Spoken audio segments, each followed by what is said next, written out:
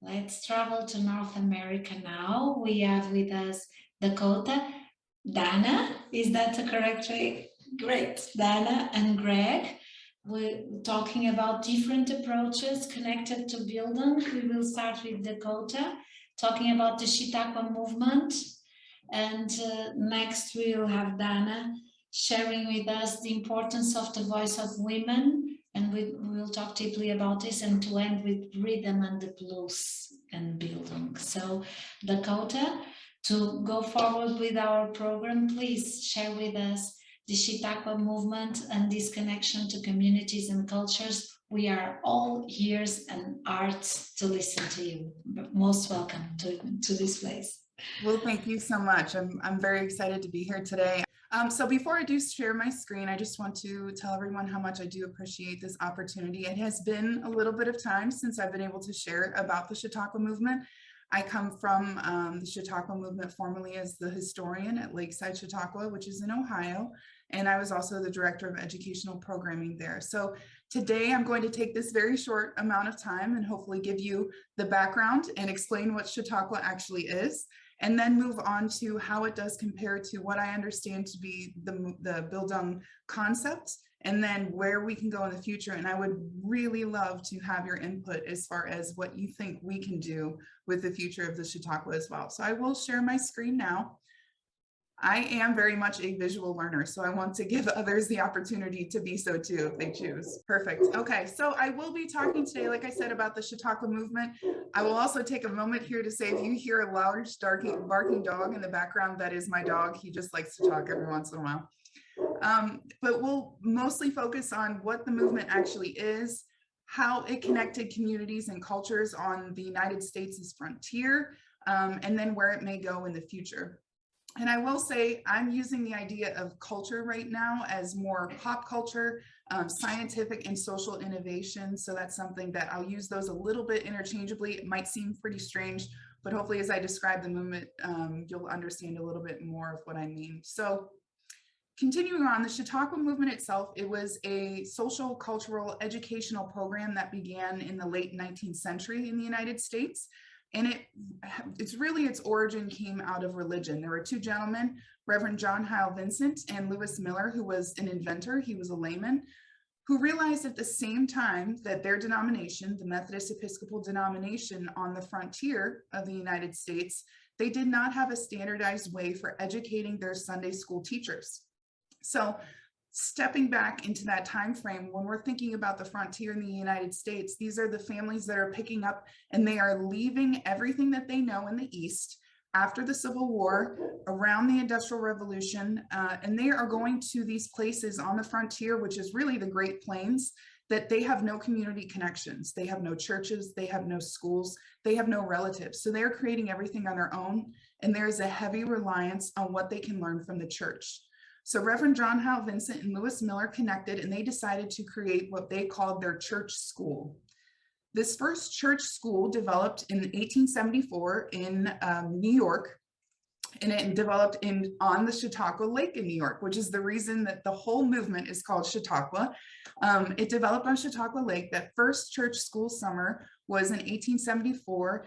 And immediately the popularity grew, not just for Sunday school teachers, but because of the concept they had for their overall program, this became something that it was part of everyday life for everyone in the United States at that time. It grew immensely and exponentially within a few years. But the main idea that made it so popular was that it was teaching the individual to learn and to grow and to understand their place in the world, and then take that knowledge into the communities and develop greater community strength. So there is one quote. I don't like to be super wordy on my presentations, but there are a few that I do think are very important. By 1878, so within just a few years of his original first church school, Reverend John Hyle Vincent wrote a book called The Chautauqua Movement to outline his ideals for the movement and then his plans for the future. My favorite quote goes, "Education, once the peculiar privilege of the few, must in our best earthly estate become the valued possession of the many." What started with a religious education foundation turned into education for everyone throughout your entire life. So there were 4 concepts that he really focused all of his programming on. And by he, I mean Reverend John Howell Vincent. He created the program for the Chautauqua Movement. And those were obviously religion, but then also education, cultural arts, and recreation. And the reason this was so important, when they had that first funded Sunday school program, they realized that those who were learning and attending their program, if they spent time between their Sunday school classes, learning about secular educational topics. Lewis Miller, who was one of the co-founders, was actually an inventor. His daughter married Thomas Edison. He was very much in the wave of everything new and scientific going on in the country. So they would have science programs, they would have painting programs, and they would also, this included recreation for the time, which might have been tennis, it might have been rowing on the Lake Chautauqua. So they were creating these really well-rounded opportunities for everyone who's attending their programs. And along with that, this is another quote again, just so much of what John Howell Vincent wrote in his book still stands true for the Chautauqua Movement today. But the idea was that they needed an alliance and a hearty cooperation of home, pulpit, school, and shop for young and old all year, and for all the varied faculties of the soul and all possible relations of life. So this meant every gender, every race, every social construct. This was something that was meant for everyone. And again, this was pulled exactly from his book. It is the purpose of the scientist and the statesman, the artisan and the tradesman should bring their latest and best to this altar of consecration and praise, that the tourist and pleasure seeker should stop here and find their blessed place for reveries. Ultimately, they wanted to create a one-stop shop for everyone in every field to commune, to grow, and then to take that back into their communities. So that was, like I said, late 19th century. Moving into the 20th century, this grew in popularity more than anything else going on at the country at the time. And I could say that only because it originated with one Chautauqua and the Institute in New York. And then within a few years, there were 500 plus other Chautauquas around the country, which nowadays you say Chautauqua anywhere, including any Chautauqua where I've visited, and many people don't understand its origins. So if you don't recognize the name and you think that you should, that's completely understandable.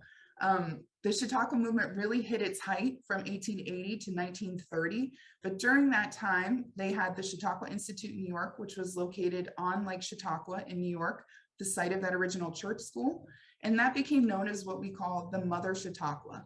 Then those 500 plus daughter Chautauquas around the country all considered the same programming as part of their Chautauqua assembly.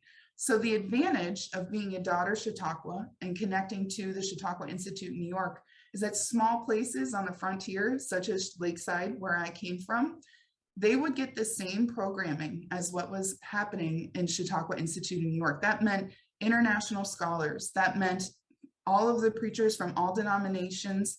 That meant high-end talent, international singers, performers. Universities would send their bands into these places that really are honestly in the backwoods. They're not going to have connections otherwise, and these communities are getting to experience that. And then one more piece, the physical, geographical changes that the Chautauqua brought to the United States, because these Chautauqua daughter Chautauquas were connected with new railways, new waterways, and new roadways that were bringing this talent to each of these communities. So needless to say, because the Chautauqua is not as well known now, obviously something must have happened. And I personally can look back on this, having studied it for a while, and say that really the Chautauqua movement took such a hold in United States culture at the time that it was at its peak, because news was slowly transmissible at that time. Social change happened slowly. Everything in relation to the way change is made now is much, much slower. So when you went to a Chautauqua and you heard about the latest scientific innovation, by the time you traveled back to your community, you were still the first person to announce it. So you were sharing that on the cusp of everyone learning. Nowadays, obviously that transmission is much faster and it's ever flowing and it's multifaceted. So we have changed the way that the Chautauqua works, and there are fewer daughter Chautauquas around the country. However, the ones that exist today still have some of the same goals. These aspirations include making people more aware of where they are in the world, their effect on the world, and expanding their personal belonging into the world and the future. Their understanding and perspectives have grown after being at a Chautauqua. And the difference being that obviously we can learn quite a bit and interact and communicate when we're online or watching TV. But this really puts people in a community perspective and then puts ownership on themselves to take what they've learned out to where they come from and share that with everyone else. So this last slide that I have here, and I'm just about done, what is our challenge for the future? And you could see probably some similarities between Chautauqua and Bildung, but how do we grow within Chautauqua Concept to move alongside fast-moving technology and social innovations and not rely on nostalgia, which is really what we're doing a lot now. And this last quote, we don't have to go through the whole thing, but it's really one of John Halvinson's, one of his quotes, just saying that his experience brings the conviction that the great one of humanity is recognition. Men of trade, factory, or field need association of theorists and professions, and the theorists and professions need contact with the arts and artisan. This is a very early concept for that time, and I think that the ideals of the Chautauqua are legitimate and they're a great future goal. Just how do we transition that into the 21st century and beyond?